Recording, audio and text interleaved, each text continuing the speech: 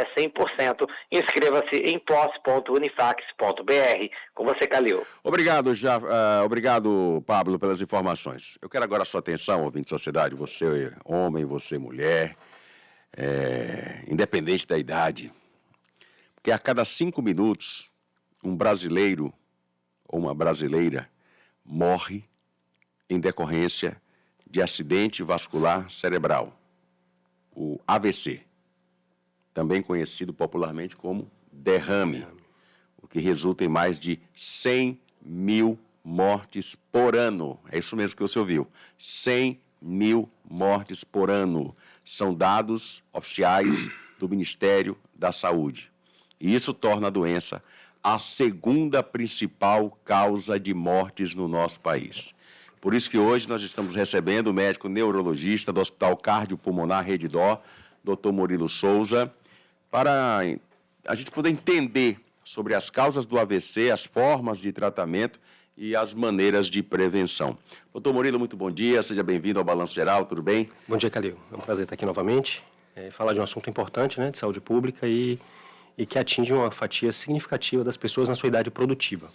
Qual é a principal causa do AVC, doutor? Veja, o AVC, a gente pode dividir assim, nós temos 3 tipos principais, né? Um AVC isquêmico, que é por falta de sangue no território vascular, isso é mais ou menos 80% dos casos. Os AVCs hemorrágicos, que são divididos em 2, quando existe uma hemorragia dentro do parênquima cerebral, do tecido do cérebro, ou quando há ruptura de um aneurisma cerebral com sangramento ao redor do cérebro, que são em torno de 20% aí, somados. O AVC é a resultante de uma agressão crônica aos vasos e ao coração, a cuja principal vítima é o cérebro, né? Então, se a gente pensa que um vaso obstruiu dentro do cérebro, a doença está dentro do vaso. As doenças podem estar nos vasos intracranianos, ou seja, nos pequenos vasos que irrigam o cérebro, assim como nos vasos que trazem o sangue do coração até o crânio, no caso a doença da carótida, ou mesmo no coração, agindo como um gerador de trombos, né, de coágulos de sangue que são lançados na circulação e chegam até o cérebro obstruindo o fluxo de sangue, causando aí um processo que a gente chama de isquemia, que é a morte daquela área do cérebro que ficou privada de oxigênio e de glicose. Eu posso dizer que o AVC é uma doença que pode atingir qualquer pessoa, independente de idade, independente de estado de saúde. Sim.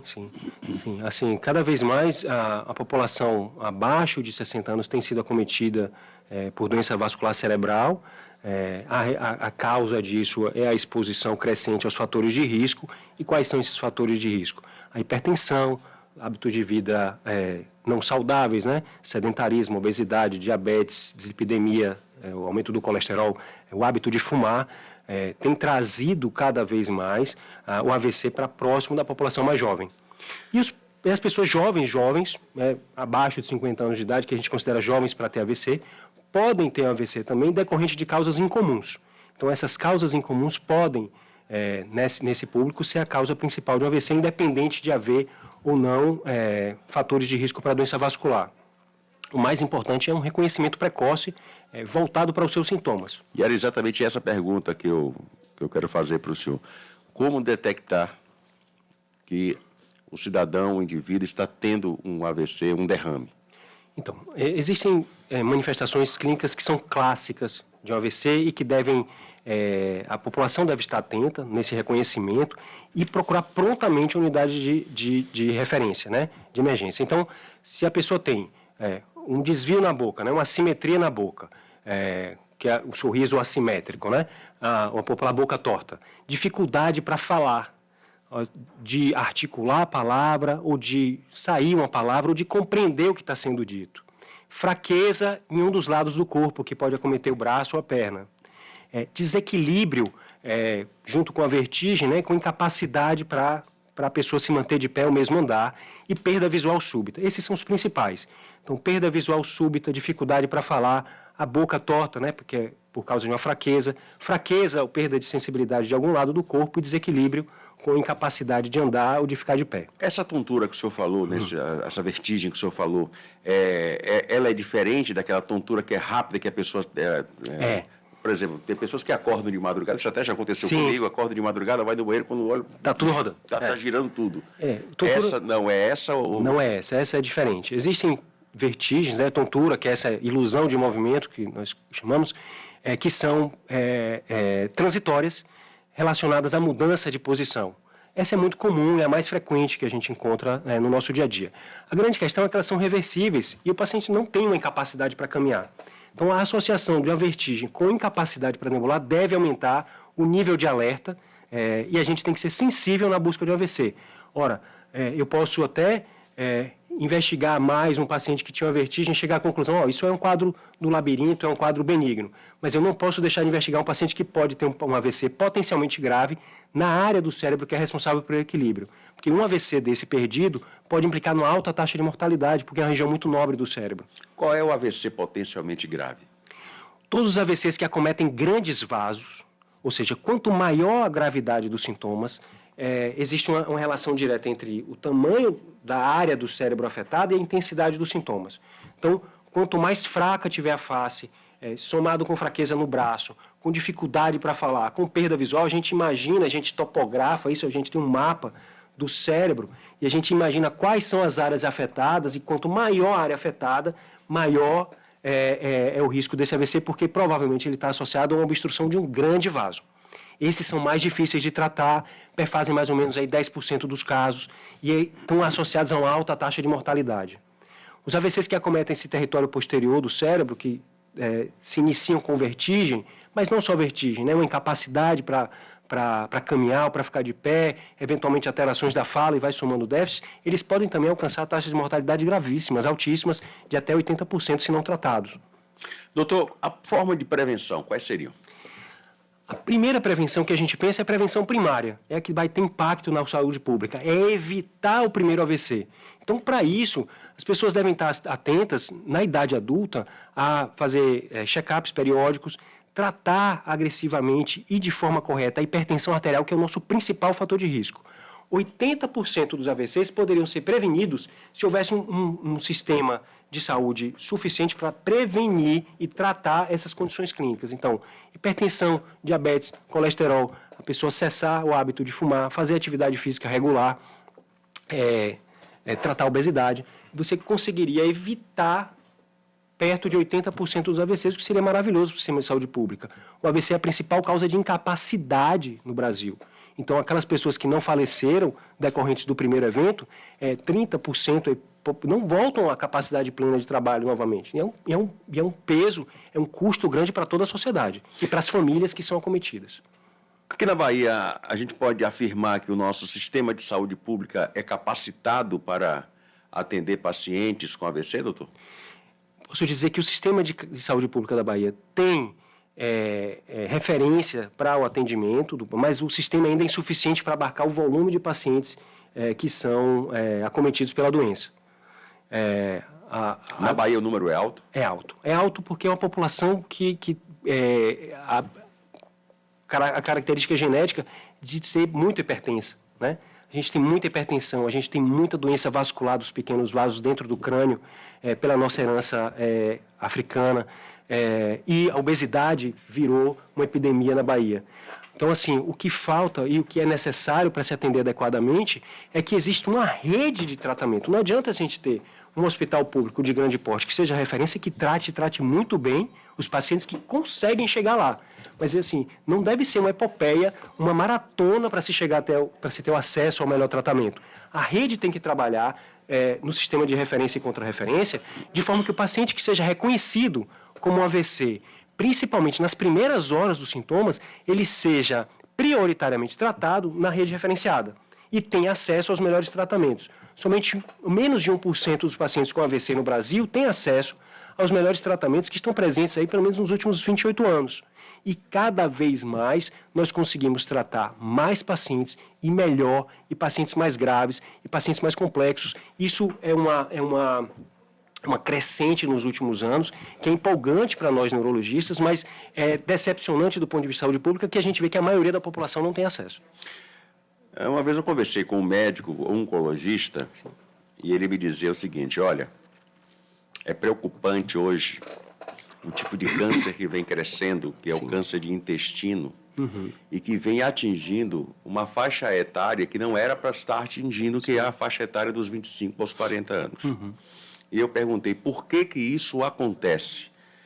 Por causa da má alimentação, do tipo de alimentação. As pessoas hoje elas não comem, elas engolem. As pessoas hoje trocaram as frutas pelos fast food da vida, né? E aí foi decorrendo os motivos. O senhor nos trouxe uma notícia que é preocupante, né? A partir do momento que fala que hoje o AVC também está atingindo uma faixa etária abaixo dos 60 anos. Por que que essa faixa etária está sendo acometida dessa doença tão precoce, podemos dizer assim? Precoce.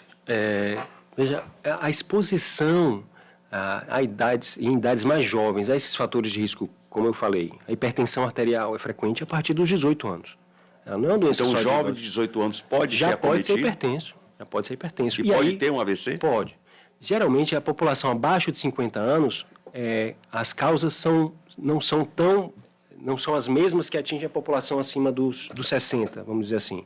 Mas a gente não deve menosprezar os sintomas somente pela idade. Qualquer idade pode ser acometida, inclusive a idade pediátrica, que é um grupo mais especial.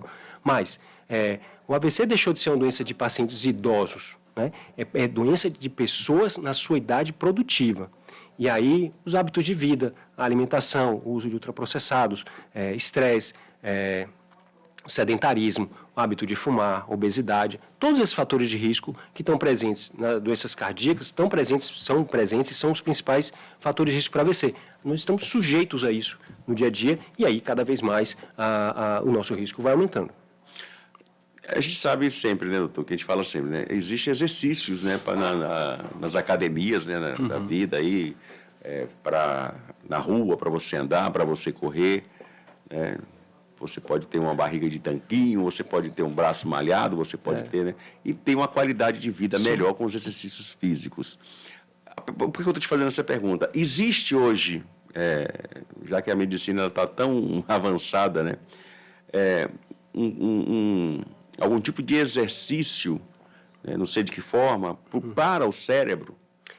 Interessante a sua pergunta. Veja, a atividade física é uma coisa fantástica. Assim, eu já disse aqui numa outra entrevista que o que se faz de bom para o coração se faz de bom para o cérebro, né? Então, se a gente pensar em atividade física para prevenir doença cardiovascular... São irmanados, né, doutor? Estão ligados, né? Não dá para desconectar, não dá para ser diferente. Tudo que você faz de bom para o coração, você faz de bom para o cérebro. Então, atividade aeróbica de várias naturezas, natação, corrida, ciclismo, enfim... Escolha a sua e faça de uma forma frequente. Não é aquela atividade física de final de semana, não é atividade física de ir no supermercado fazer compra, é algo voltado para a atividade física, com tempo, com duração e, claro, com orientação de algum profissional, caso a pessoa já tenha algum fator de risco, alguma doença clínica. Do cérebro, especificamente, cada vez mais tem se compreendido o papel da atividade física muscular, academia mesmo, pegar peso, ganhar músculo. Isso propicia a geração de fatores de crescimento para os neurônios e torna o cérebro mais resistente à ação das doenças. E aí, de uma forma ampla, seja doença vascular, seja doença degenerativa, por exemplo, como doença de Alzheimer, quanto mais neurônios você tem, quanto mais redes, né, conexões entre esses neurônios que são criadas a partir da atividade física, melhor. A gente vive uma vida corrida, isso é fato. O senhor, eu, nosso colega aqui, o Tapioca, o Luan, a nossa vida é corrida. Sim. Né? A atividade médica é uma atividade estressante, como a atividade também do jornalismo.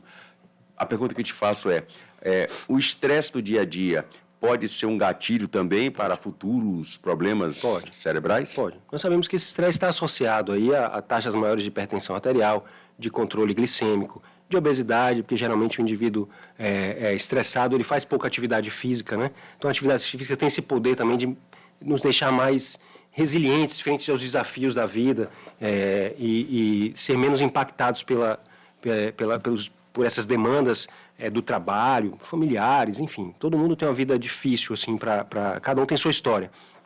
Então, o estresse é como um termômetro do que está acontecendo na sua vida. Quanto mais estressado você quanto mais sofrimento o viver no mundo atual lhe causa, mais seu corpo vai sentir, né? E isso, em uma hora, explode.